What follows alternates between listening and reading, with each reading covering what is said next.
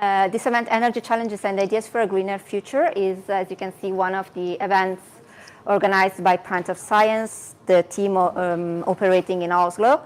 And in this case, in the frame of the Forskningsdagene, please forgive my Norwegian. So we were, of course, very lucky because we were founded for this this initiative, and we're very happy to participate to this year. It's the first time that Pint of Science actually does it. So first of all, what is Pint of Science? We are part of an international organization working at the global level. Basically, everything started in 2012 in the UK, and then it quickly spread basically everywhere in the world. So now we have teams of Pint of Science in all the 5 continents, and in a total of 25 countries. We will see an overview later. But what's the concept? So the idea is basically to bring science out of academia, out of research, let's say ordinary research institutions, and in places like this, like in bar or pubs or places where people can easily meet and chill, just enjoy a nice pint of beer, and at the same time attend actually a good science lecture. And we always try to bring to our events researchers from our environment. So every city focuses on its own scientific environment. And as I was saying, Pint of Science is present in a total of 25 countries, more than 200 cities. And every year, what the main initiative that we have is an annual festival, a 3-day festival that takes place in May. So, of course, Pint 23 already happened. Next one, Pint 24, will take place from 13th to 15th of May, 2024. And of course, you will hear from us about that soon, let's say in the next months, because the organization usually starts around October, November. So, and in Norway, Pint of Science is currently present in 5 cities. So in Oslo, of course, but also Stavanger, Bergen, Trondheim, and Tromsø. And you can find us on our website and on our social media channel.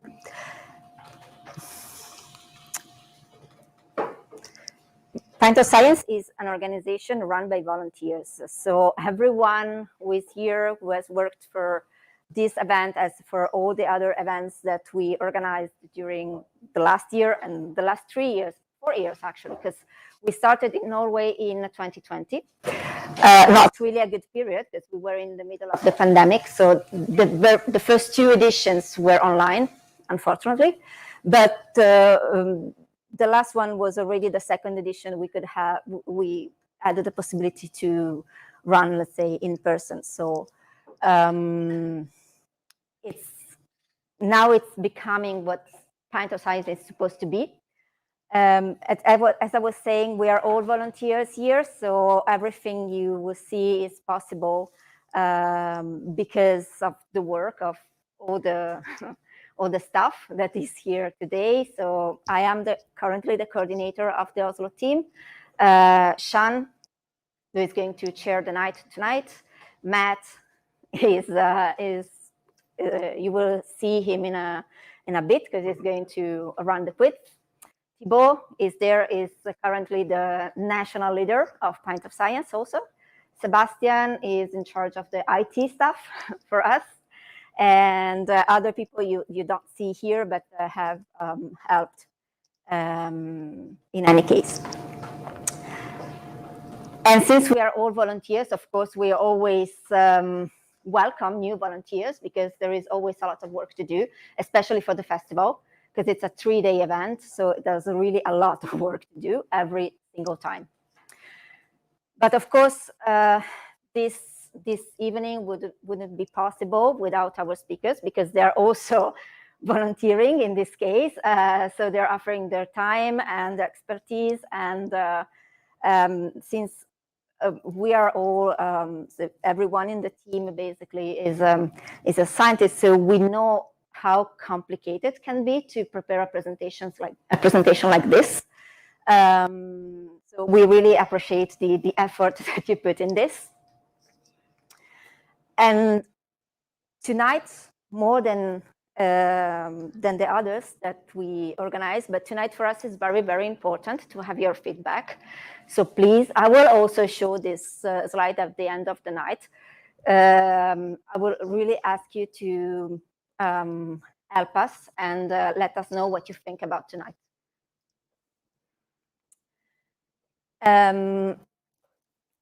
So now I think we are ready to start the quiz. As you can see, we play with Mentimeter. There, the code. And I'm gonna leave the floor to Matthew for this. Is this working? Oh yeah, Yeah, that's working. Then you can all hear me. Hi, I'm Matthew. I'm the what? That was very loud. Oh yeah. Okay. Everyone can hear me okay? I can turn this down. I just want to make sure everyone can hear. So I'm Matthew. I am the science communication advisor for Pint of Science. So I get to work with the speakers for the festival and help them share their stories. And tonight I am bringing you this quiz, which I have not prepared for. So I will be quizzing just along with you. So if you go to menti.com, there's a number at the top. It is 749-87375. And you can join in. You will get more points the faster you answer. So you get points, obviously, if you answer correctly. But if you answer correctly and faster, you will get more points. And at the end, I believe we have prizes. Yes? We have prizes? Yeah, we have, I don't know. Maybe we don't have prizes. There's stickers. Have some stickers. All right, I'll give you all a few seconds. There's more than 16 people here, right? 4, yeah. How do we lose someone? All right, I'll give everyone a couple more seconds. Can everyone see that code? I know it's really small. I will read it again. It is 749-87375. Is anyone still trying to get in? Raise your hand if you're still trying to figure it out. Okay, sweet, let's go.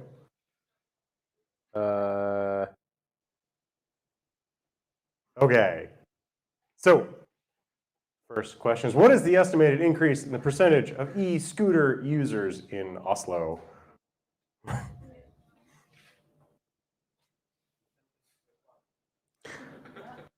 Just,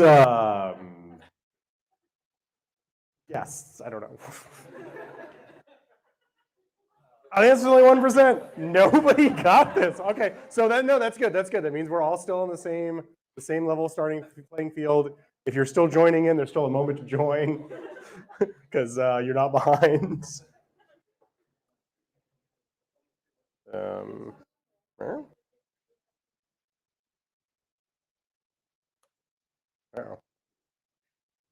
How do I make it do the thing? Forward arrow. Forward arrow. No, it says enter. Put in the Konami code here. Spacebar. Maybe. No.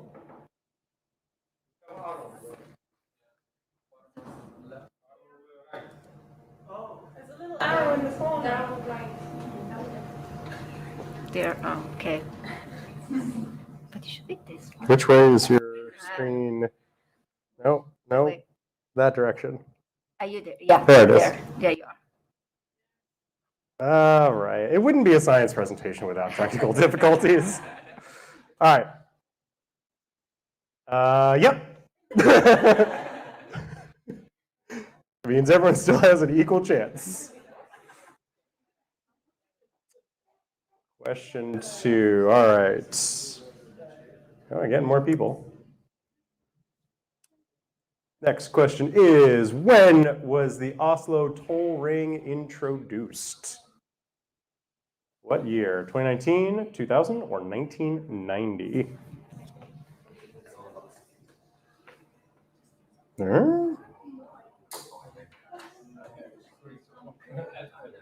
Okay.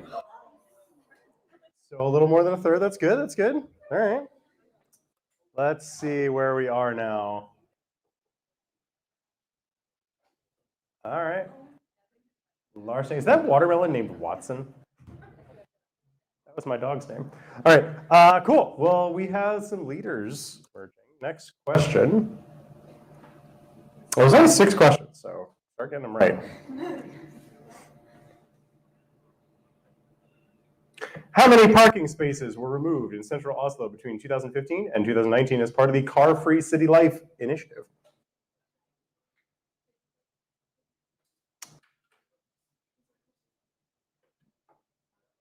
And the answer, 750. That's why there's no parking. How many people here have a car? Okay, so a few people have a car. I wouldn't have any idea how much parking there is downtown. All right, bit of a change. Oh, so the other group. Nice. All right, well, there's still plenty. There's still a couple questions. Still a chance to catch up. Just answer quickly. Next question.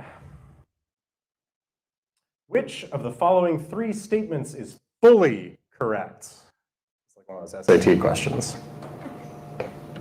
Particles emitted by a diesel engine are mostly collected by a filter. Electric car tires produce less particulate matter than diesel tires, and the tire matter lost due to abrasion is negligible.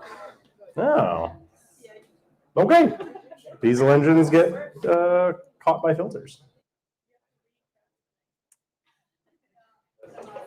Oh, you couldn't see far enough. Okay, I'll try to read faster.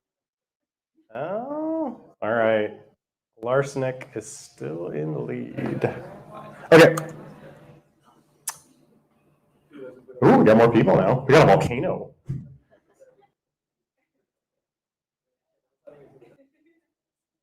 Which of the following 3 statements is fully correct? Oh, geez. There is no direct use of magnets in neither electric nor diesel cars. An electric car contains an average of 2 kilograms of magnetic material, and the raw material for super strong magnets is mined mostly in Russia. How's that? An electric car has 2 kilograms of magnetic material. All right, what do we got here? Ooh. Arsenic still leading, I think. Oh. All right. Someone distract Larsenic and everyone else can just answer really quickly. All right, last question.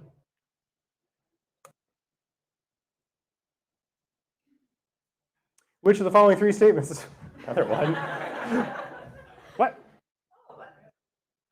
What?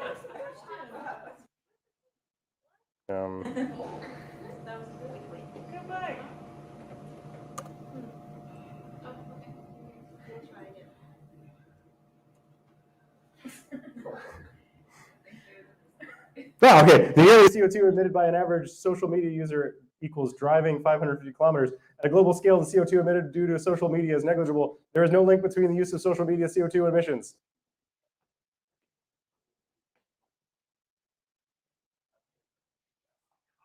Huh. Well.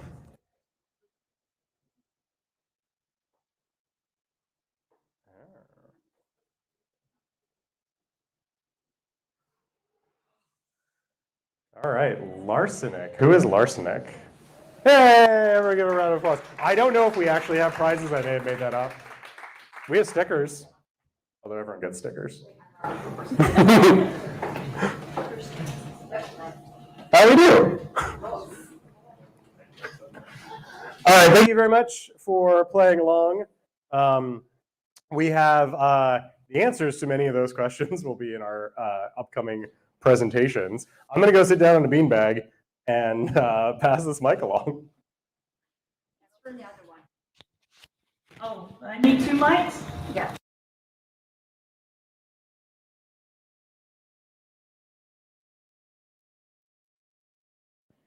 Okay. Mic number 1. Mic number 2. Okay, we good. Great. Okay, then, yeah. Hi, everyone. So those questions, yeah, they weren't just random, although they were a bit random, but they are actually relevant to what we're going to be talking about tonight in our 2 presentations. So I have the pleasure of introducing tonight's speakers, and without further ado then, I will then introduce our first speaker. That's the last slide, apparently. Yeah. But anyway, our first speaker tonight is Hilde Solli. So Hilde is a senior advisor at the Agency for Climate in Oslo Municipality, and also a PhD candidate in human geography at the University of Oslo. So Solli's PhD is on just climate transition on urban mobilities. So I think she's going to tell us a bit more about what her work is on, which we're excited to find out. If we can get her slides up. Yes. It's just a bit complicated to see. Yeah. But It's coming. yes.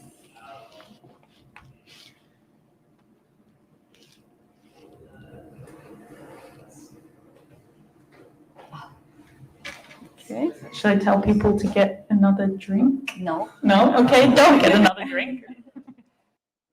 But also, if you do want another drink, feel free to go and get another drink. But Yeah, just I can't see from here. We don't have those slides on it yet. Just let me. It's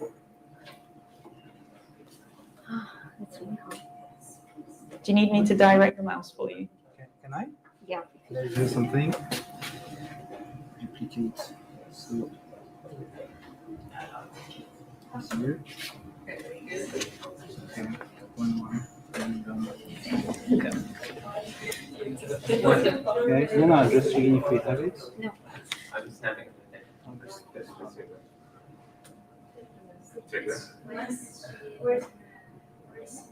Okay, this is the first one.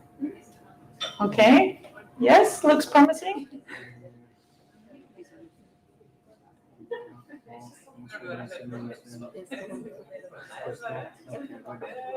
Voila! Okay. French touch. Yeah, magic French touch. Okay, we love technical difficulties, but we roll on with the show. So yes, over to you, Hilde. Thank you very much. Thank you. Thank you very much. Can you hear me? I think maybe I can stand like here. No, it's good. it's going to work. I can use this one. Hello, my name is Hilde Solli, and I work at the Municipality of Oslo at the agency, Climate for Agency. And I'm so lucky that I also do a public sector PhD. So I work 25% at the agency by now, and the rest of the time with my PhD.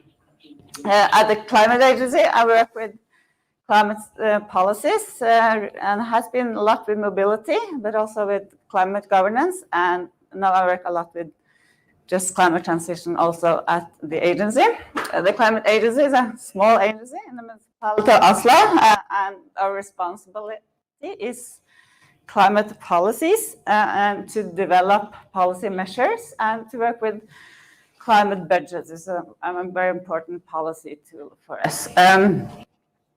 My PhD I do at the University of Oslo in human geography, and it's also a part of Include project. It's a research center of just energy transition with, I think we are about 20 university partners and 7 academic partners in UK and in Norway.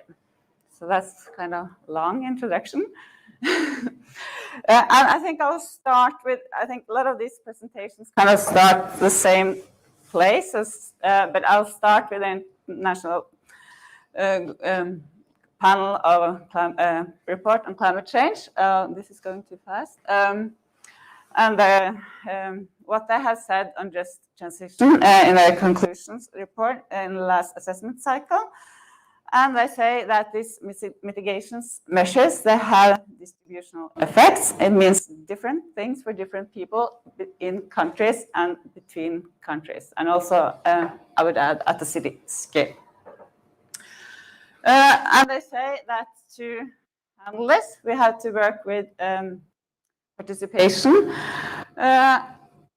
and decision-making to build social trust and to deepen and widen support. So this is kind of, together with the climate policies in Oslo, this is kind of where my project is coming from. So I want to say a little bit about climate policy.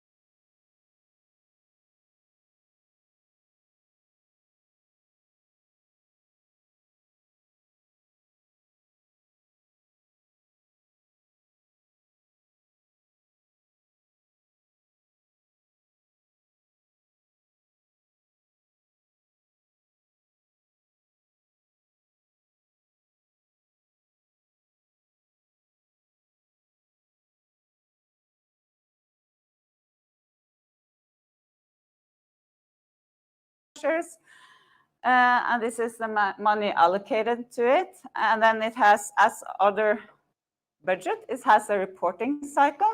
So it means that those that are responsible report back, and we can say something about how it's going. And we know that emissions are 30% lower than they were in 2009. So this kind of looks like this. We have a line that represents our goal. So this is where we are going, and we have a line that represents the policy measures that we have in place, kind of representing where we are and where we are heading today. And we have a line representing policy measures that we have calculated. So that's in between.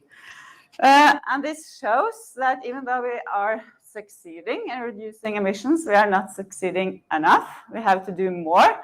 And it also shows that we really don't know what to do to reach the goals all the way. So we have calculated kind of how we get down by 80%, but not sufficient to reach the goals. So that means that we need to invent more climate policies. And as a part of the climate budget, and as the IPCC says, this has distributional effects. And we have kind of done an overall assessment on what does this mean to people in Oslo. We know that mobility or transport is an important part of the direct emissions in Oslo. Transport is about half of the emissions. And it's something that affects all of us in our daily lives. We are all moving around. And what the assessment is based on today is based on evaluation on some of the policy measures and on some general statistics and what we know about them. So that's how I've been able to do it so far. One of the most important policy measures, and you got a question about this, is the tolling. And it's actually been in place for quite a long time. It was implemented in 1990. It started as a measure mainly to collect money to build more roads. And it has transformed over time. So now it's almost all the income is used for public transport and biking. And we know that in the tolling, men are those rich men are those that pay the most, but maybe that's because they drive more than others. So it's quite an easy explanation. But maybe also if you have less money, what you pay means more to me. I mean, know that this money, they're also redistributed from those that drives a car to those that travel by public transport. Do you want to ask a question? Yeah, you say that men are the ones that are most represented in statistics of people that use cars, and you say that in the 12 women they're also represented highly. Is it based on who owns the car, or because, for No. instance, like if you when you 2 slides ago, it was 2/3 of journeys are made on foot in Oslo, and then journeys are made by car are mostly being made by men. But could that be not only also like biased by a statistic that if there's a couple and in a male-female couple, then the man is the one that rents a car, for instance? Yeah, but this is based. It could have been, but yeah, no. Of course, it could have been, and I think that's. It's quite common that the car is registered on the man, but it's based on a survey where you ask people how they travel, and they use this survey also to model how transport is done in Oslo. So a very important part of how you do this kind of decisions is that you use these modeling programs based on both surveys and counting on cars, but this is mainly based on what we know through the survey. Yeah. So. Being not correct, so don't blame men. Sorry. There's nothing we love more than to blame rich white men. That's kind of our favorite.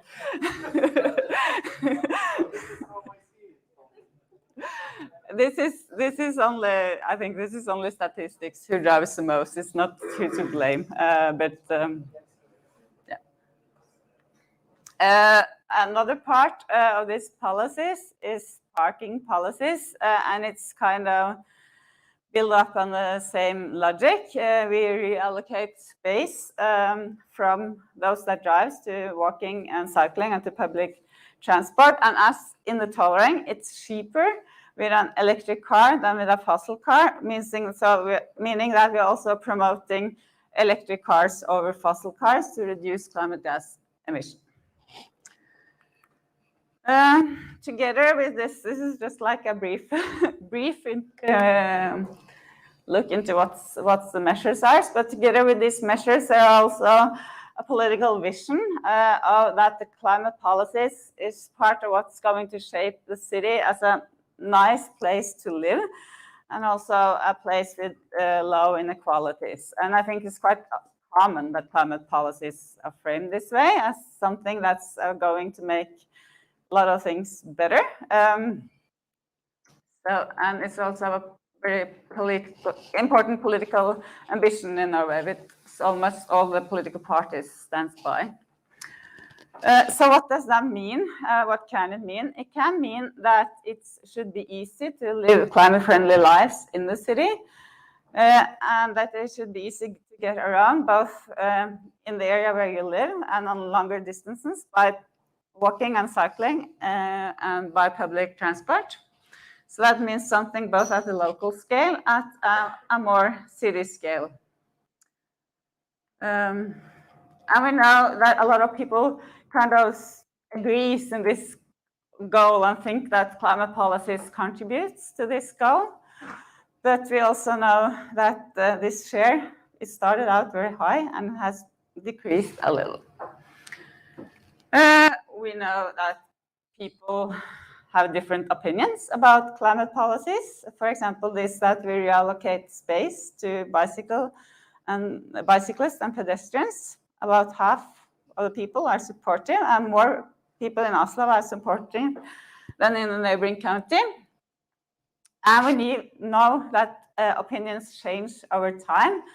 And since we have had the tolling since 1990, they have also had a poll all the time since 1989, which show that even though opinions vary, support has actually grown through the time. So the green line here is those that mainly answer that they're positive, and the red line are those that are mainly negative. So this is kind of the context from where my PhD project is coming from. We have some policies. We kind of know they're working. We know that people have different opinions of them, and we know there is a need for a bigger transformation. And we want to have everyone on board. And how are we going to do that?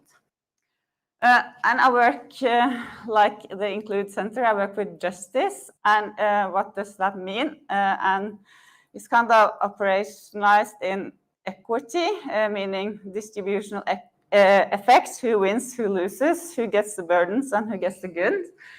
Recognition, which is kind of means that different groups have different needs. For example, people with disabilities have different needs in public transport than other people. That needs to be recognized, and that it needs to work for them as well, and has to do with democracy, that we have our saying and can be heard.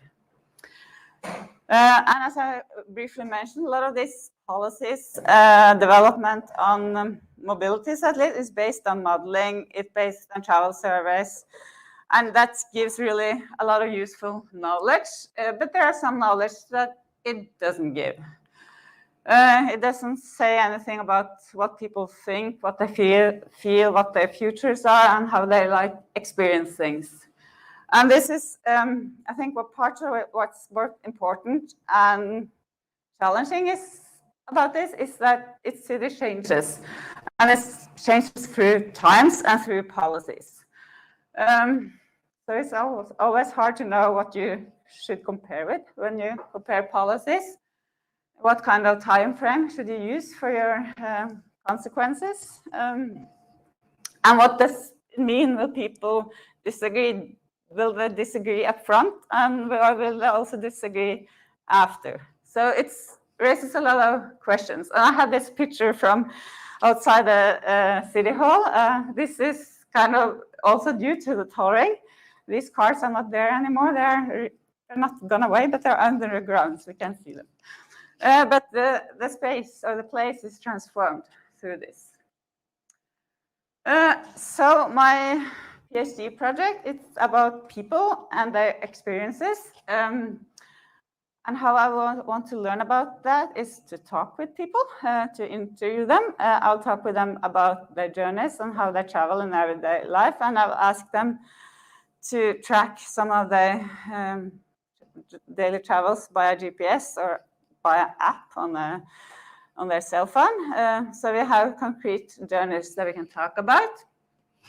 And through this, I hope to learn about people's lives and lived experience, and to kind of get all kinds of people in the city. Most people, who are they?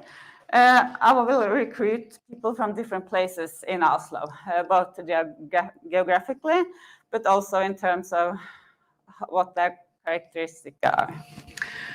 And I will use the concept of justice, and as I've been talking about, and about a concept of spatial capital is kind of how you can travel, where you live, makes it easier for you maybe to travel with public transport, for example, but also other things. If you have a driver's license, for example, you have a competence that someone else has, and knowledge will have something to do with that. And different discussions about mobility in the literature and what this means to people. So that's how I'm working. And my main question is about how people experience their mobility and what policy interventions means to them, and what they think about the future. How can we reach these goals? Is it possible? And can they have a good mobility or a good life in this context? And I'll kind of have 3 different takes on that. I will talk about accessibility. What do people access in the city? Also, can they get around? Like, do they get the services or what they need? Can they get to their job? All this kinds of stuff. I'll talk about place. And I think if you remember the picture with the 2 boys biking, this is kind of what do they experience when they go around, when they go to their soccer practice? Do they feel it's safe? All this kind of stuff, but also what does this means on longer distances and on the city scale. So it's kind of everyday life to people. And the last thing I want to look at is our ideas and stories about the future and how we kind of think with all these policy measures coming into mobilities. Can we travel in a way that we have a good life and make this work? So I want to know what people think about that. And then I want to kind of end by saying when we work with these policies in Oslo, we have an idea and we think that cities makes a difference. It makes a difference both in Oslo, in our context, but it also makes a difference in terms that we learn from each other. And through that, and in the national context, and through that also in an international context. So what we do matters. So thank you.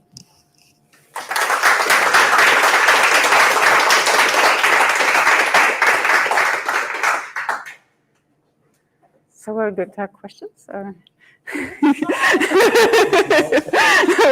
are we going to do? I was just, I was still absorbing it. It's so far away down on the ground there. But yes, we'll absolutely take questions. Yes, okay. Hands shot up right down here, so let's go. Not that I'm biased towards. I'm not gonna get stuck. But you talked a lot about biking and walking as part of this. And, as lovely as Oslo is, it's kind of unpleasant to bike and walk for a lot of the year. Yeah. So I was wondering if that's accounted for in these plans. Like, are there more buses in the winter or something, or how does the pretty different changes in season affect these plans? Yes. Should I have this one answer? Yeah, go on. I think we know that people bike more when the weather is better. I don't think we can see the same differences in walking. Actually, I think there's probably a difference, but I don't think it has this quite seasonal difference. But I think it's more the general thought about it is that the public transport should kind of cover people's daily needs, and for the share, it's like how people travel. It's like very easy. It's like 1/3 travel by public transport, 1/3 travel by car, 1/3 walk. So this that doesn't really add up all together. It's about 7% that bikes in Oslo on a yearly basis. So it's kind of. And does that change through the seasons? Or? For biking, it changed. I think for the other ones, it might change a little, but not that much. Thanks. Thank you. And then any other questions? I saw a couple more hands. Yeah, Thibaut. Was there one over there as well? No? No, so we know the delta time between discovery and implementation is like 13 years. So based on the discovery, when Oslo Kommune implements? Sorry, I didn't get it. Discoveries. Who you study? People? Yeah.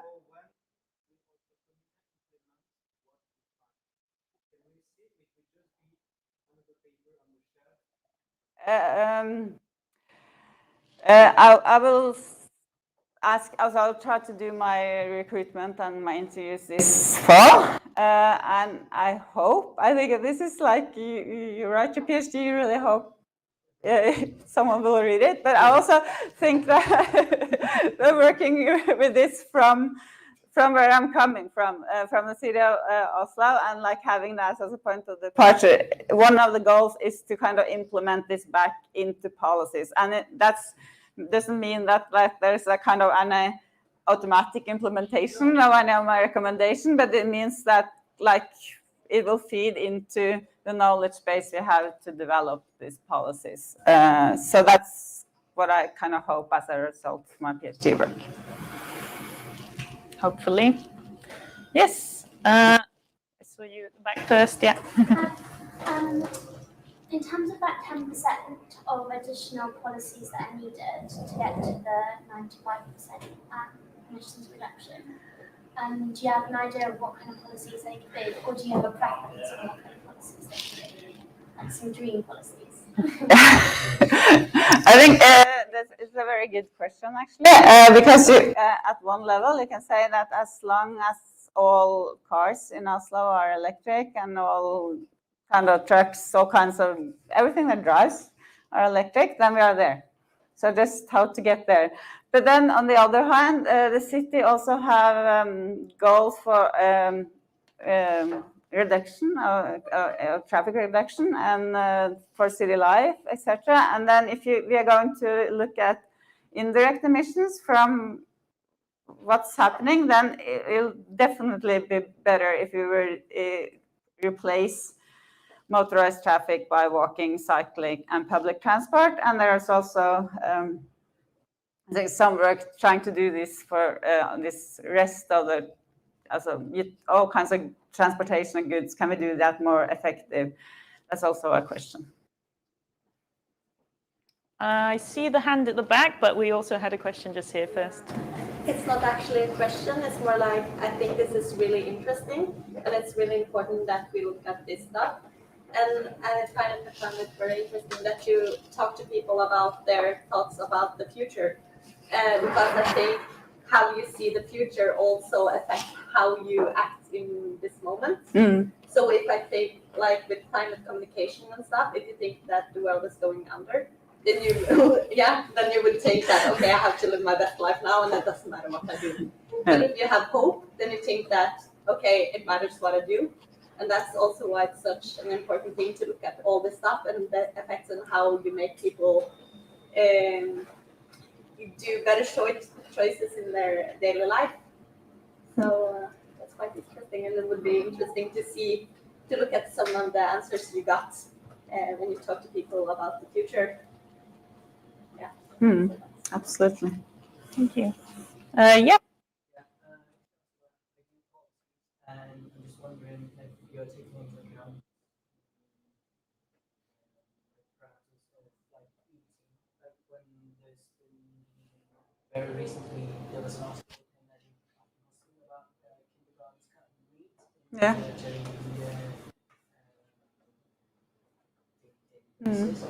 And if you're taking into account the fact that people are not eating like meat, if that is included in the emissions. That's not included at all. Obviously, everyone in Oslo is not eating meat and dairy and everything that emits CO2 directly. So that would be in fact of the carbon plan, so to speak. I think I won't look at that in my. I won't look at that in my PhD, but I can like answer it from a policy level. We have the goal for direct emissions, and since all the meat is produced elsewhere, it kind of doesn't affect that goal. But we also have goals for indirect emissions, and the city government just passed. They have the goal to reduce meat production divided by two, half. So one of the things that they're doing is to reduce to having these policies that you're referring to. And there is CICERO has a project that calls at Platon Climate, that has kind of calculated the climate gas effects of these policies, and especially how also do procurement on meat, and what will be the effect if other municipalities in Oslo do the same in Norway. Yeah. It's interesting how people count these emissions, isn't it? Just directly what's produced here or what we indirectly produce. So. Yeah. Yes, I mean, this is kind of an international agreement that there should be this. Yeah. Sure. Yes. Sorry, hardly ever look in this direction. There you go.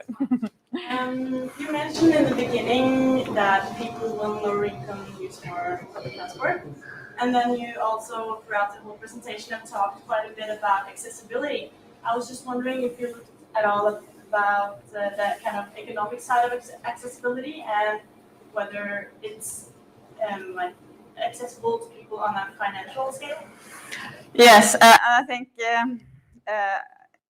when I look, one way I look at this is like through this spatial capital thing, and then if you own a car, for example, will be kind of, so it's kind of a capital one way to look at capital. But then you can look at both like what people know, what they own, what kind of resources they have, and where they live. And I think one of the things that's kind of complicated about this is like if you, for example, invest in public transport and you get very nice public transport, then you rise property prices, and then it's harder to live in that area. So it's kind of where you live is also a question about how much money you have.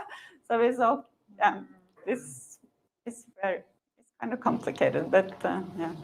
All interconnected in some way, yes. Were there any more questions? No? Then we will thank Hilda very much then. Thank you. Thank you.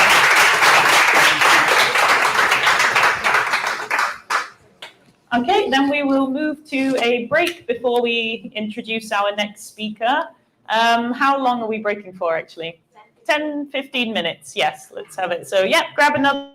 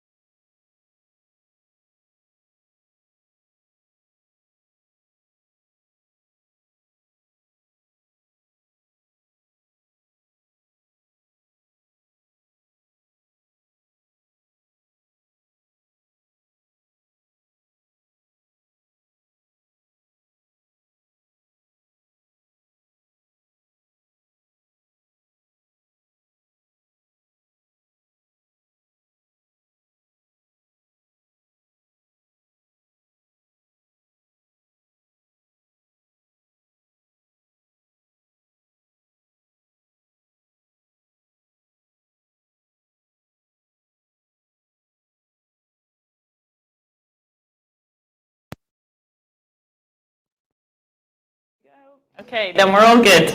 Yes, okay, then hope everyone had a good break, and we will proceed by introducing our next speaker of the night.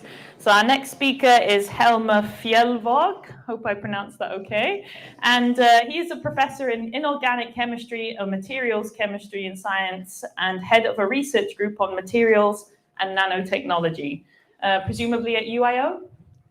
Yes, at UIO. Okay, great. Yes, and he works in the field of functional materials with applications to energy primarily. So, yeah, we're pleased to have you with us tonight, Helmer, and I hand over to you. Okay.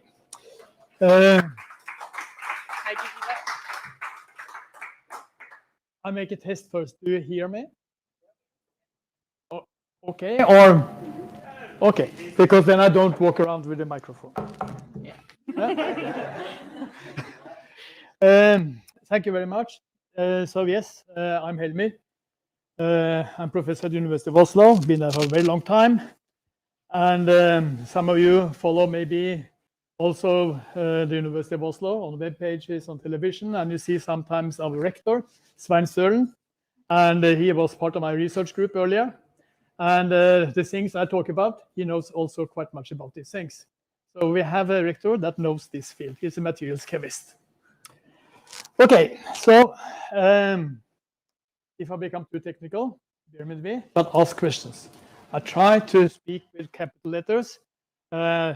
Maybe for some of you, it's back to school and some kind of exam, but this is, I think, it's important background. So I start with a slide actually, which I found from I had in 2010.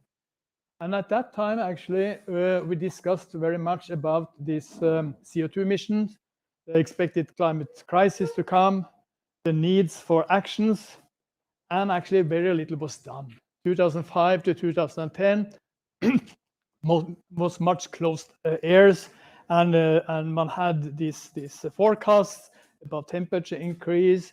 And I think that most scientists in the natural sciences already by then were very scared that it will be difficult to achieve these goals.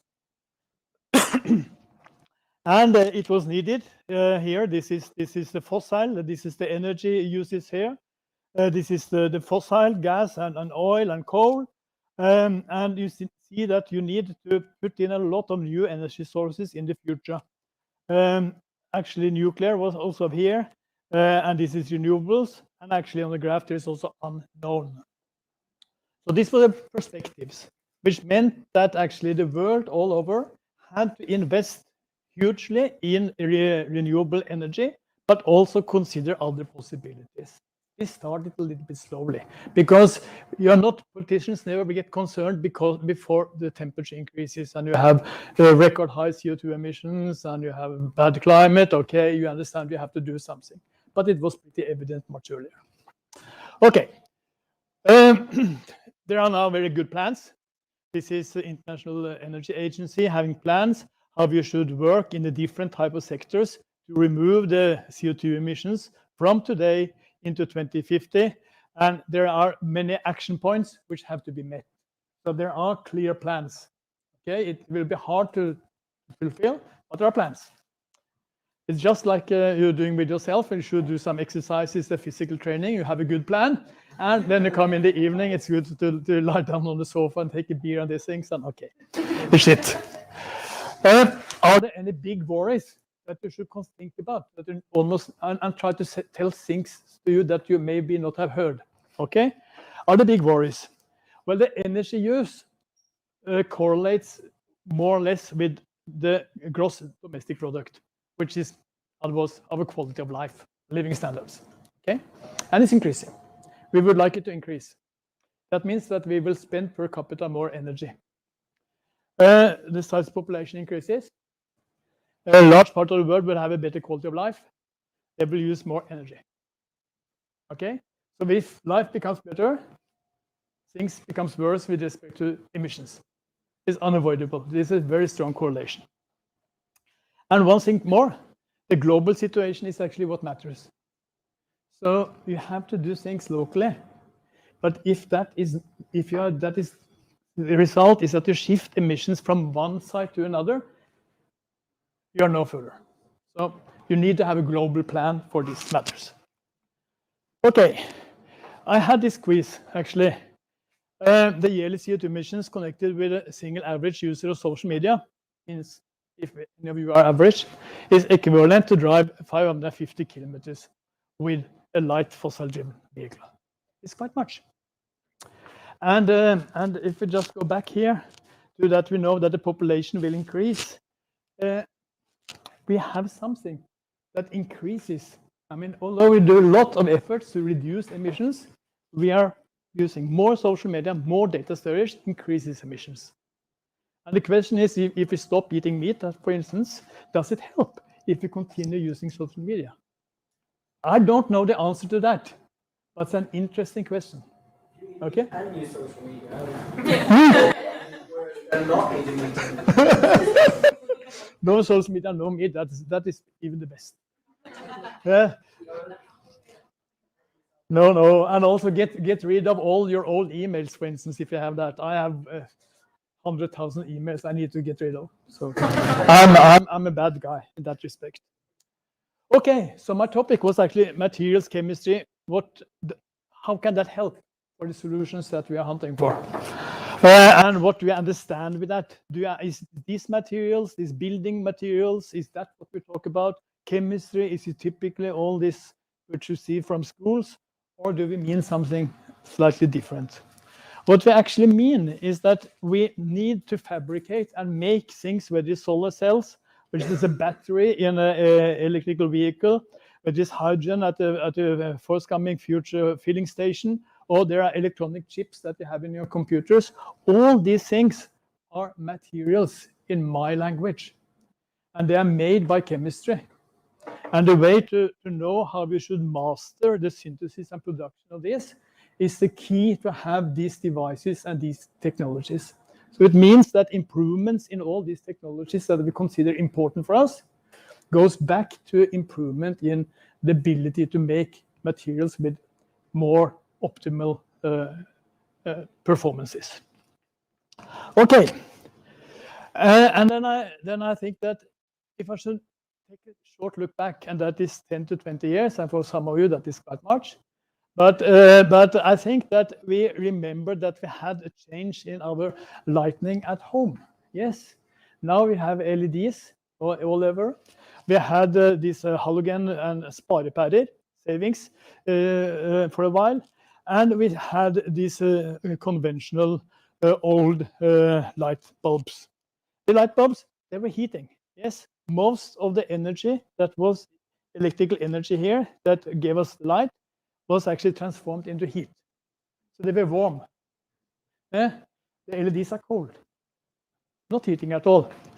So if you just see measure that in watt in effect here, the light bulb was typically 40, the LEDs is 6. So it's an improvement of factor 7. Yes, it's really much. So this is a success story. And you can ask actually, how did this come about? Why did you make these bulbs, not making the LEDs immediately?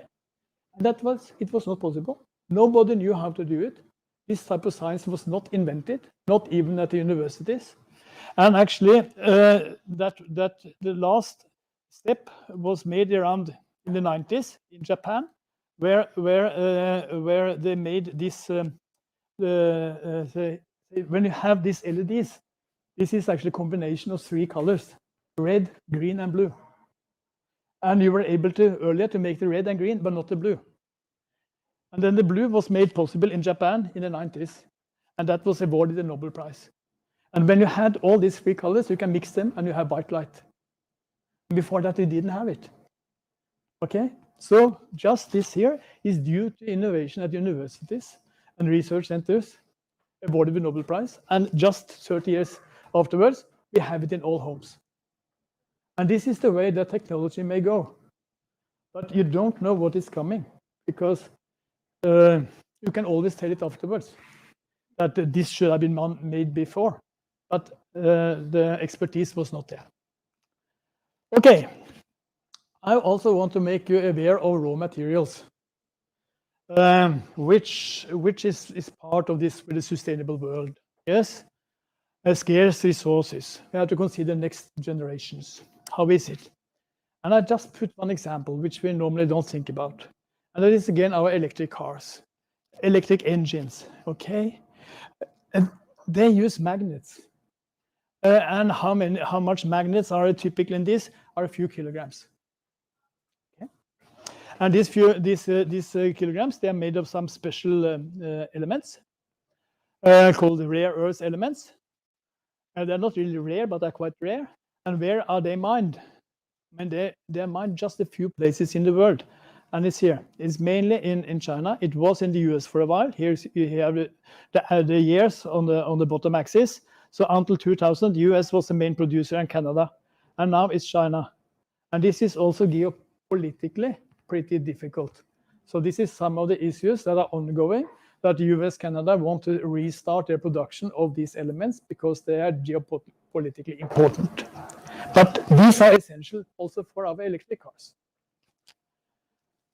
You follow with the politicians when they discuss future, talking about battery and hydrogen and CO2. I think that in the campaign for the elections 2 years back to Parliament, all debates they included the words hydrogen, battery, CO2. Everybody, and we will do the best. Blah, blah, blah. Yes. Okay. So when will we have, for instance, a large number of hydrogen fueled cars, buses, trains, ships? Will we? And one thing which is important there is that hydrogen is an energy carrier. I will tell you what that means. It's not an energy source. The sun is an energy source. Hydrogen is an energy carrier, which means that you have to produce hydrogen. Traditionally, it has always been produced from fossil resources, natural gas, typically. Yes. And then when you do that, you produce carbon dioxide, CO2. Okay, so production of CO2 gives, or hydrogen gives a lot of CO2. So this should be out. And so there needs to be a major transformation. And that is well doable, because since this is Rjukan, and you know that at Rjukan, where we produce the heavy water, that was done by electrolysis. And that is actually splitting of water to generate hydrogen. So this is well-known technology. There are many Norwegian companies that are doing extremely well in this area, and the products are top of the world. So that is coming. So if you are then able to, for instance, use the solar light and have some magic compounds that can actually produce hydrogen directly from a solar light, or that you use a solar cell and then you do electrolysis of hydrogen, then you have a clean way to produce the hydrogen without any CO2 emissions. So that must be the way in the future, that you can produce hydrogen in a clean way. And if you have done that, okay, then you have to store it. Yes. And many of you may be scared of hydrogen. There are many researchers that are scared of hydrogen too. But you should relax a little bit. You can have huge fires.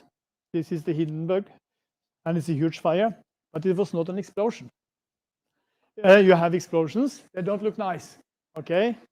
This is the hydrogen filling station that we had at Sandvika that exploded. So actually, when will it go this way with just a fire, and when will it go like that? I mean, if you have open space, enough ventilation, it will just burn. If it's a confined room, if you have this room here and we fill hydrogen up into the roof and take a match, then everything explodes. Then we don't have a building anymore. Okay? So it simply means that you have to know about the risk and actually treat hydrogen as a potential dangerous stuff. But this is well known. And in the industries, what we called process industry, refineries where you refine oil and gas or fertilizer productions, they have a huge amount of hydrogen. So it's well known. So no worry. But if we then will have it on our car or on a ship, we have to store this hydrogen that we can produce. And how do we do that? Okay, we can put it on gas cylinders. they have a pressure of 800 atmospheres, very high pressure. That is possible. We can have liquid hydrogen, which is at minus 253 centigrade, not minus 10 centigrade or minus 50 or it is close to the absolute zero, so extremely cold. So it costs a lot of energy to cool hydrogen to these conditions, but this is research ongoing now, because you will hear about that when probably in the news. Liquid hydrogen could be interesting to have, for instance, as a storage for ships. Okay, then you will have big tanks on the ships. They will be ventilated. If something happens, it will just burn up there. It will not explode.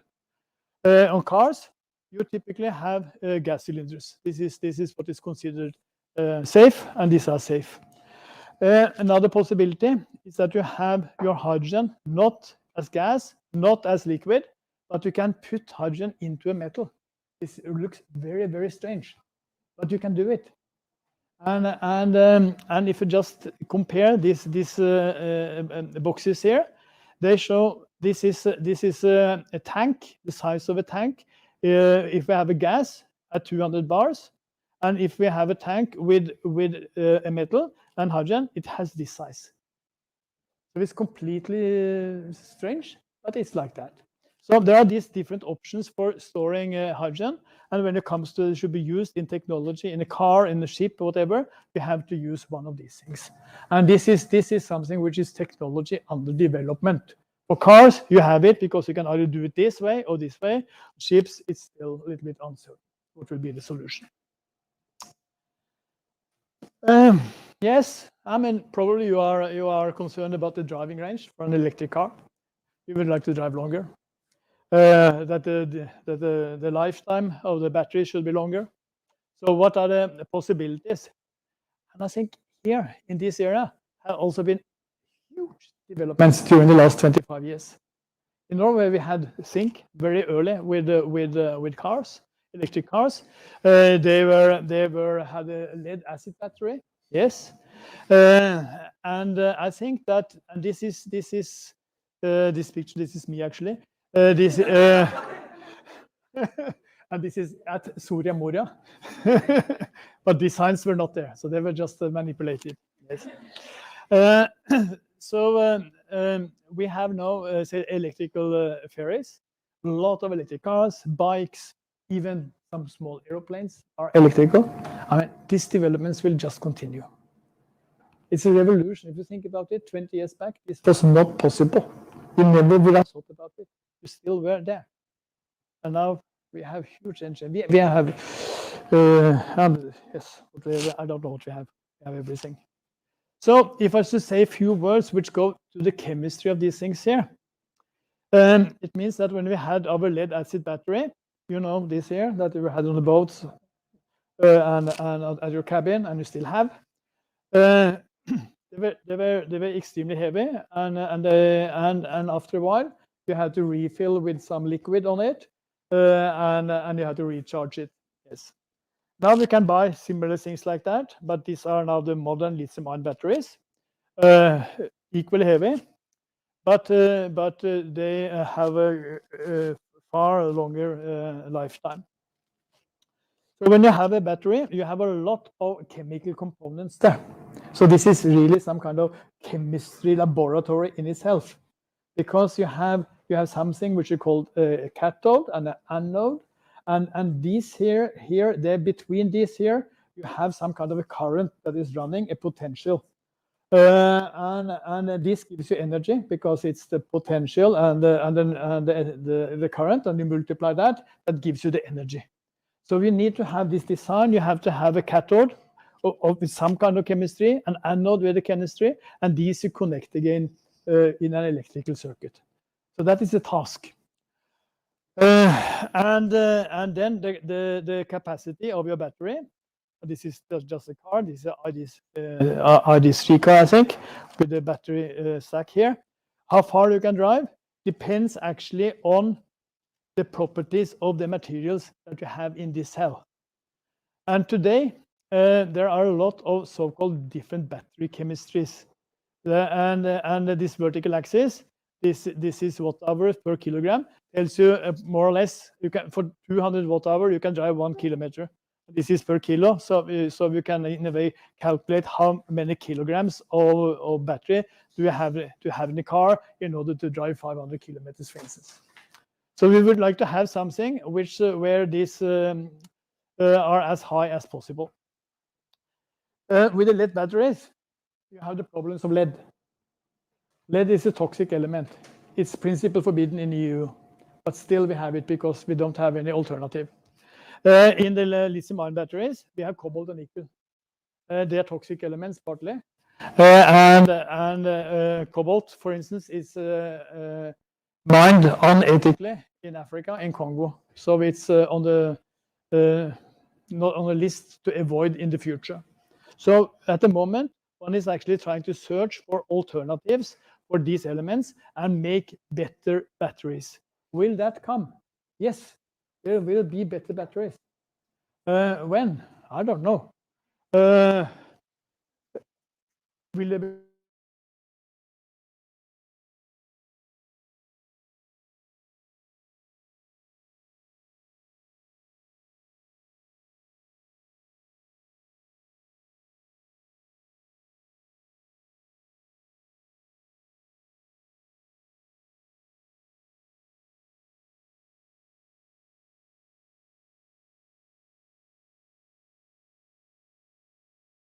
environmental issues with on-road transportation, with cars and all these things? No more problems, everything fine. And I put this slide here just to wake you up a little bit here. And that is with particulate matter, svevestøv, that is actually monitored in Oslo, many different places, all over continuously. So we have full control on that. But actually, can we avoid it as long as we have something on wheels? I think that these wheels which you have in your tire, actually after 40,000 kilometer driving, the average depth of this goes from 8 to 3 millimeters. And it means that on the average, a car loses 4 kilograms of this rubber per year. These 4 kilograms is then transformed into particulate matter, svevestøv. Okay? So if drives can't avoid it. And you know you have to change tires from time to time. You can wonder, where is my tire? It's up in the air. It's svevestøv. And also, if you are braking, you generate this svevestøv. So a few things is very hard to avoid. And electrical cars are heavier than regular cars, so it means that the tires are slightly produced differently. But you can say the amount of particulate matter is at least as large, if not larger. So there are pros and contras with everything. From the diesel engines, buses, and all these things, I mean, we have been very concerned about these emissions of NOx gases. Yes, heard about NOx gases. And the NOx gases, if they have a huge amount of NOx gases, and also something which is called SOx, which is sulfur-containing gases, we can have this smog. And we don't have smog actually in Oslo. I don't think. We have maybe. But this is very typically from a long history back in London.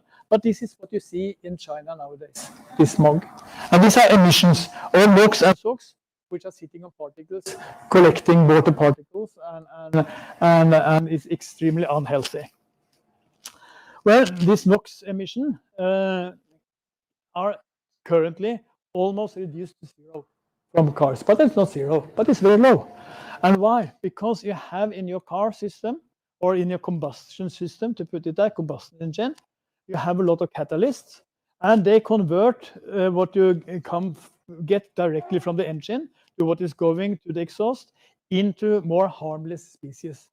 So this is done by the catalyst. And this catalyst contains many times a lot of expensive metals like platinum and rhodium and palladium. And that's actually why people go and steal this catalyst stuff from the cars. You read about that? Yes, because it's expensive. But you need this expensive stuff in order to do this conversion from harmful to non-harmful species. And you may be seen, if you have a diesel engine, that you have to have this AdBlue sometimes. Yes. Yes, but also for regular diesel engine. Yes. Not on mine, but time and time again, there's been this documentaries and everything about this car industry in Europe because the car dealers are based in. Long story short, they're based in countries, and then countries don't want to put down regulations to incite on their car industry, blah blah blah blah. So time and time again, it's been proven that the NOx emissions are in fact a lot higher than what they're saying that they are. Yes. Time and time again, they are Yes. That is. proven to be a lot higher. You're very correct. I also read about that. But this AdBlue is a very good thing because. For sorry, but I worked at gas stations my entire day. AdBlue, I'm very familiar with it, but it's sold primarily for trucks. Yeah, but I have a diesel car. Actually, I admit that. Yes, more people with diesel cars here. Yes, okay, they are nice, aren't they? And they are fill AdBlue. So there is a special tank next to the diesel tank, and I fill AdBlue. So from time to time. That's a Volkswagen car. It's a Passat.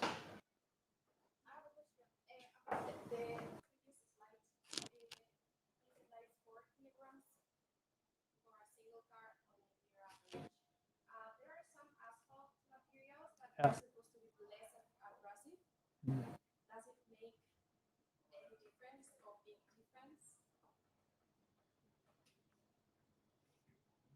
I guess probably the type of asphalt makes a difference because it's some, you say, as some abrasive in a way. So you can just, if you have some abrasive paper, and if that is fine, or if it's more coarse, of course you feel with your fingers that is a big difference. So probably for the tires it must be something similar when you brake or accelerate. I don't know these things, but I think you have a good point. Okay, no, what I would about say this AdBlue is that this AdBlue actually, when you have this AdBlue, you can have this urea dosing system because AdBlue is urea, which is almost the same as ammonia. And this ammonia reacts with the NOx and make nitrogen. And then there are regulations saying that you are not allowed to emit ammonia from a car. Okay, that's forbidden because ammonia is considered very bad emissions, strict rules. So you cannot put so much urea into the dosing system that some ammonia can risk to emit. So you have less than what you need. And that means that you still have NOx emissions. So you can solve that problem by increasing the dose of ammonia here. And then you need to add one more catalyst there that removes the surplus of ammonia at the end. And this is research ongoing on that. Whether that will become technology or not, I don't know. But if that was doable, then you can remove emissions 100%. But it's not done today. No, the ammonia is coming there as a gas. As a gas, yes. Okay. What are solar cells? I mean, it's fantastic. And they're cheap. I put just cheap on the thermal watt, but also here, I think that these are pretty cheap. So the solar is a primary source. So we should definitely use solar energy as much as we can. And I think that what is mostly done in our country is probably for solar cells. And this is a little technical, but I will explain it to you. So, you know, the sun is shining on us, and you have sometimes to have some protection, some cream, because you have this radiation. You need to have this UV filter and these things, not to be sunburned. So it means that there is more light from the sun that actually is outside what you can see with your naked eye. Yes? So we have the visible range. This is what we see of light. And outside that visible light, there is a lot of light which is non-visible to us, but it comes from the sun. And here on this graph here, this is just the energy. So it's hard for me to just do it correctly, but somewhere there is red and somewhere there is blue, okay, in the window here. Different colors, they are there. And the whole spectrum that the sun is emitting is what is here with blue here, okay? This is what is coming from the sun. Not completely, because there are certain places here where there are dips, and these dips is actually due to gases in the atmosphere. That there is water in the atmosphere and CO2 in the atmosphere make these dips, because that absorbs the light from the sun and converts it into heating the atmosphere. So this is the bloody heating, yes? Okay, so that you see, so this spectrum here is actually what hits the surface, where you have your solar panel. So with a solar panel, which is a silicon solar panel, you can take out what is green here. And then you see there's a lot of energy from the sun that you don't collect. So when I say, could we collect more from the sun? It is doable, because you can catch what is here and what is here. But this is a different technology, which is not yet in place. This is research topics. A lot of laboratories work on it. If you go 10 or 20 years ahead, I'm sure there is here. Then you can buy it. But not today. This is just like the light bulb. Yes, still not there, will come. But here we know it is doable. It's just to get it done with a decent efficiency. Okay, and the good question is, when we are very happy with our silicon solar cells, are there any bad things with those? Are there any emissions again? And you never get anything for free. And this is the horrible thing. You have to, but you have to focus on the good side and be happy with that and try to do it for the best of the mankind of future. But you have to be aware of that there are also some downsides. And the reason again is that you have to make this silicon based solar cells from raw materials, and then you do all this production and end up with the modules. And you get actually from the earth, you collect quartz, silicon dioxide from the quartz. You take carbon, and then you react this quartz and coal at 2000 degrees centigrade, extremely high temperature. And then by doing that, you obtain the silicon. And this again, you fabricate, blah, blah, and end up with your solar cell. But you start there. So you have a huge furnace, and that creates emissions. If you look on just back here, it's carbon monoxide, which reacts again with the air and gives you carbon dioxide. So it means the production of silicon that you need in your silicon wafers give you carbon dioxide. Okay? You just have to say thank you, because I want to have my solar cell. The best is, of course, if you can have this in a plant where you can collect the CO2. If that is doable, yes, and then you can have this capturing of carbon dioxide, and then you can have storage of it. This is extremely important, probably, to reduce the CO2 content in the atmosphere. I think there is no other way than that we are starting capturing CO2 and storing it, removing it actually, because otherwise it will just continue to increase. So this is the CCS, where we are lucky in Norway, because we have the sediments in the North Sea, where we can actually use as storage for the carbon dioxide. Okay. And my last question to you, which is important for you, but if you really think that this is interesting, important, there are a lot of possibilities there, a lot of opportunities. Yes. So do we have the candidates, the minds, the hands for doing all these things in Norway in the future? It will be important for our industry, for our income. Do we have that? And I made this slide here actually because just to show that from the school until you start, for instance, at university, taking a bachelor degree lasting for 3 years, maybe you continuing with a master to a civil degree. This takes you more or less 5 years from ending school until you have a master civil, at least 5 years. If you would like to become have a PhD degree or do a researcher, you are more than 8 years. Okay. And you hear many times, again, that the politicians said there is a big need for competent people. We will establish this and this high-tech industries. We need the people, we need the heads. Okay. And if they are not in the system, you can just see it will take 5 to 8 years to get them. And what is a worry is that when you are here at videregående skole, there are actually too few motivated, young, talented people that want to go in this direction. They prefer other topics in natural sciences and etc.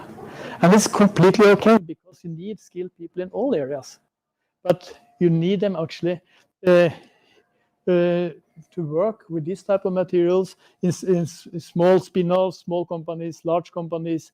They need to be technology advisors. They don't have to do the science with all these materials, but they have to tell actually what to do. If you have products, you have to be sales manager. Many things are relevant also for the health sector, for the public sector, and then of course the future education and research at universities and institutes. So I would like to stress this aspect. And if you have some young family members somewhere, tell them that this area is interesting and it's important for society. So if you have a faintest interest, look into it. Okay. Yes.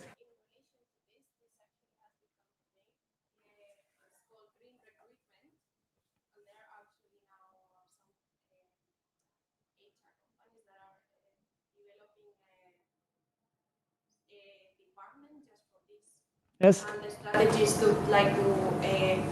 work on the softer skills and transversal skills so they can be transferred to this.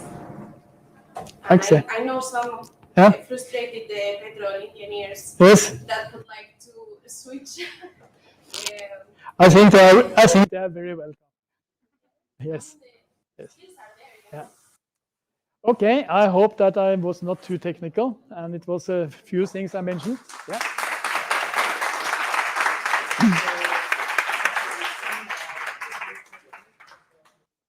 Yes, thank you. Yeah, very interesting talk. Yeah, I particularly like the mention of carbon capture and storage because that's what I work on. I'm a geologist, by the way. So. Yes.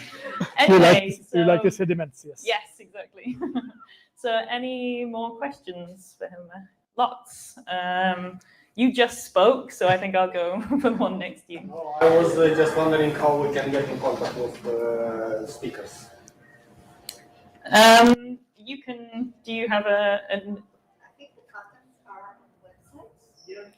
Yeah, I think they're on the website. If not, you just email the Pint of Science address, and we can. Yeah. Yes, can and if you just see my name, you can just Google me. And find me. You will find his email address online as well. Actually, yes. On the UIO webpage as well. Yes. I'm sure. Yeah. Please do that. Yeah.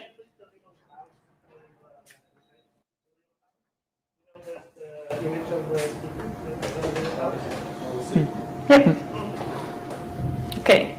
Yeah. Should we go here? Yeah. So in your talk, it's interesting that there's one point you didn't even mention recycling. All these batteries. Yes. We know that is an issue, especially with new batteries. We have to develop new technology to recycle them. So, you have some, just have your opinion or insight on that. Yes, I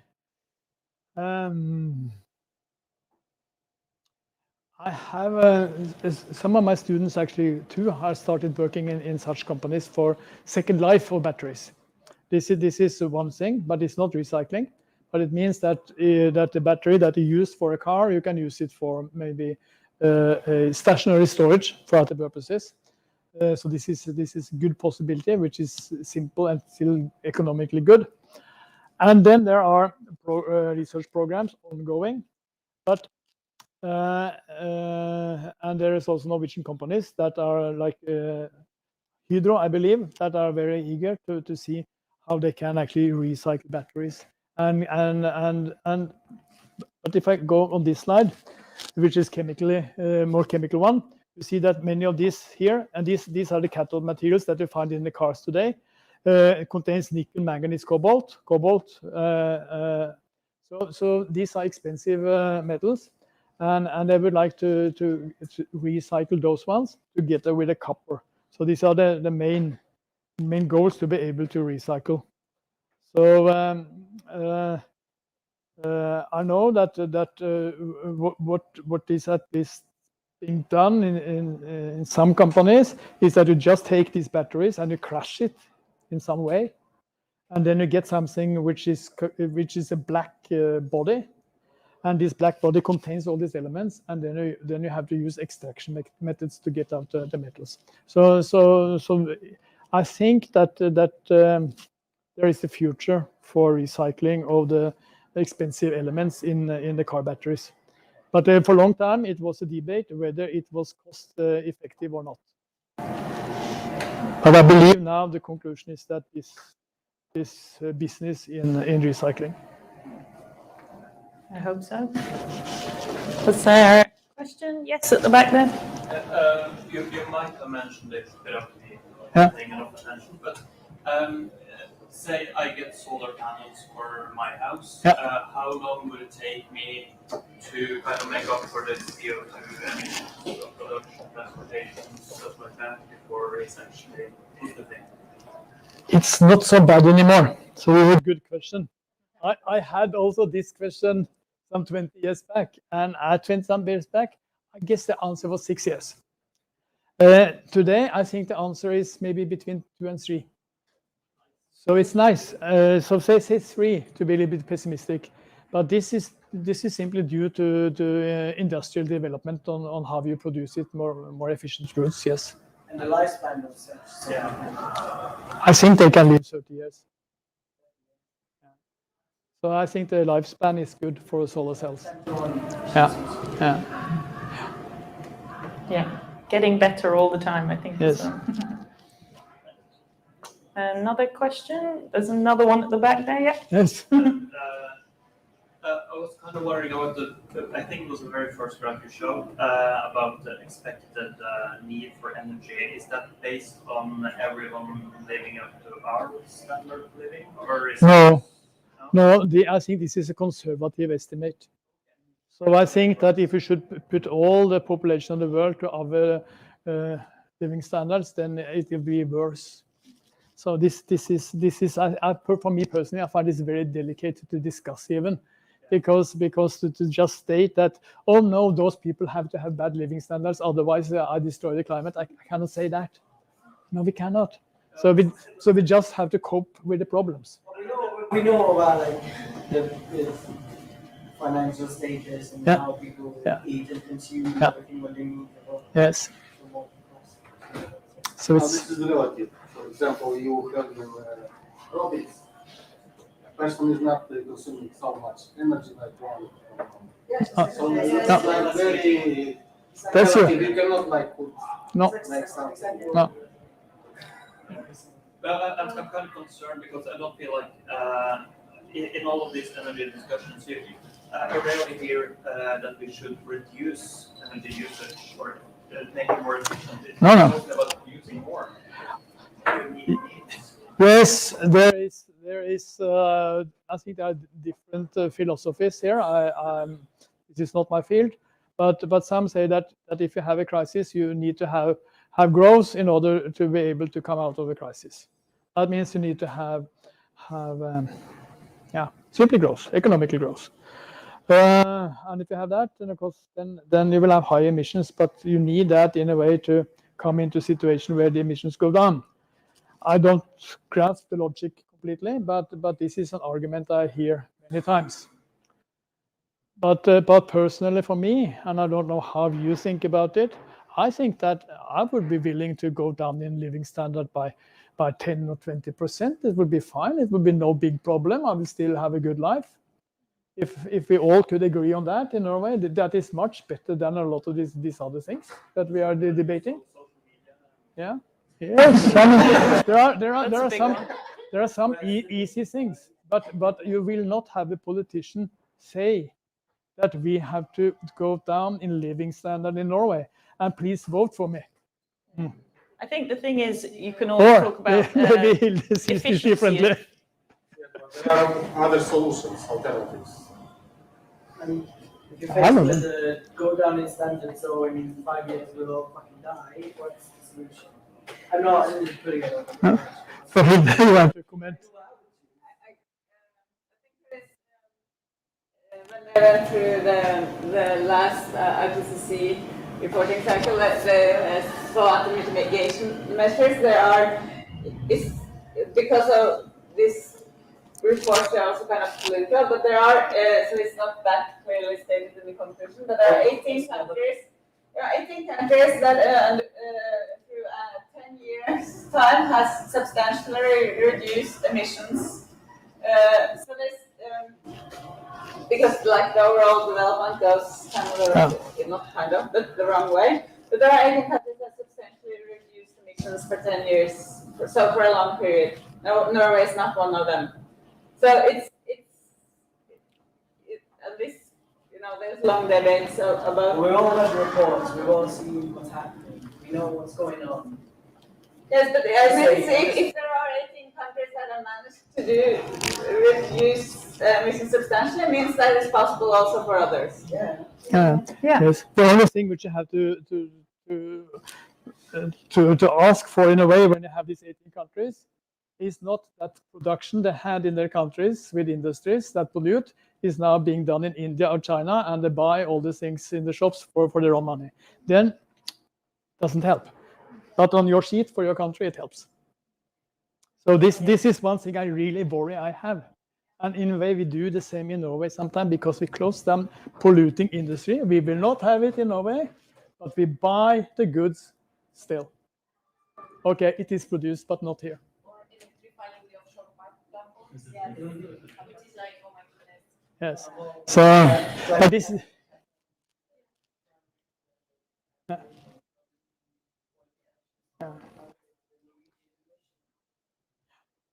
Yeah, I mean, how you count emissions and blame other people for your emissions, that's a can of worms we could really go into. But I think Thibaut had a question. Yeah, no, something that struck me when I moved to the energy sector is the energy producer, they make money by producing energy, which means oil, hydraulic, and so on.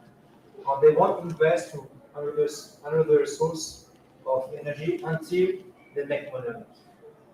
So it's moving slow, and it comes because you have to throw the money.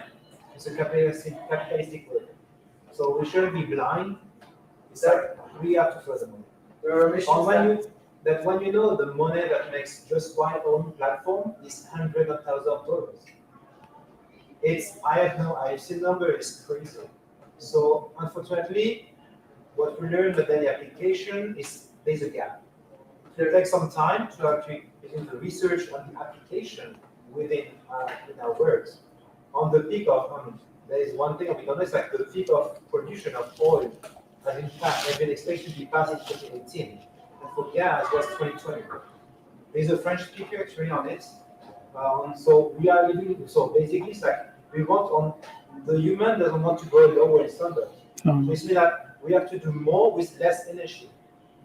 We have maybe some battery, we need some new material, but that we need new method, we need some in silico approach.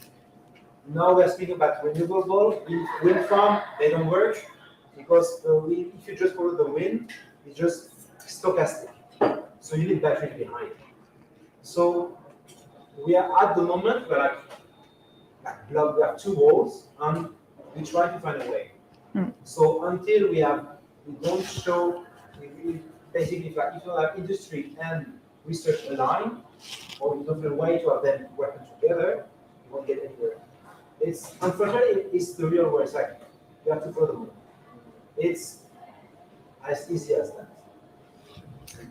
Yeah, money makes the world go round, but Yes. it's not the most positive note to end on. But No. at the moment, we are in a phase of throwing every solution at the wall, and we see which ones stick in the end. So, of course, we try. Change. This is part and parcel of a changing system, exactly. But now the energy sector is moving. Yeah. It used to be a very they just make the money for 30 years the same way, but they are starting to be digitalized and see to make all the way to make money. So good to come. Yes. They just need time. Yeah, there's always going to be a lag. Yeah. If I may say something seen from my point of view, is that for me it's strange that a country like Norway, with the huge economical resources, does not and ambitions with respect to renewables and climate, does not invest hugely into research and development in these areas. From basic universities to research institutes. We are not really doing it that much. And why not? Because we have the money. And let us contribute to make the change, and also use that for innovation and working places in Norway. And that starts with the minds. We need to have the minds. Means we need to have the hands. We need to have the students. Yeah, and we just saw the research budget cut massively last year or something. So yes, exactly. Yeah, that's two things don't really gel well. Final question for Andy. Whatever happened to thorium?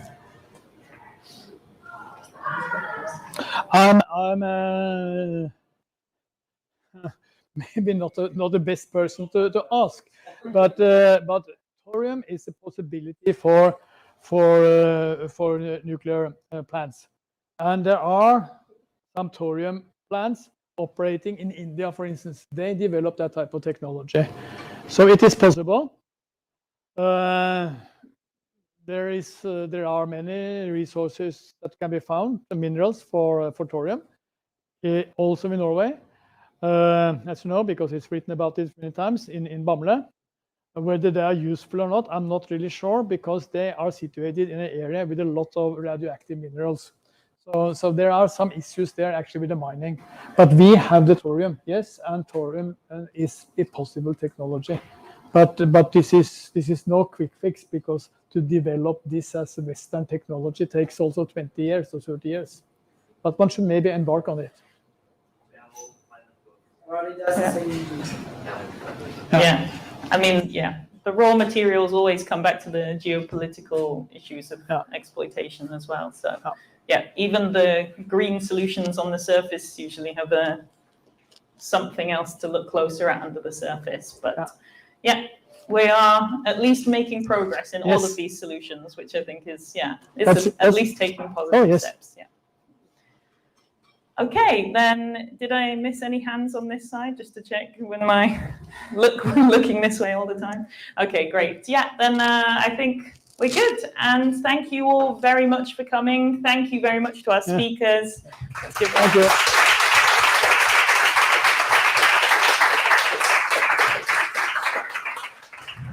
Yes, and do keep an eye out for information about next year's Pint of Science Festival as well. But yes, thank you and good night.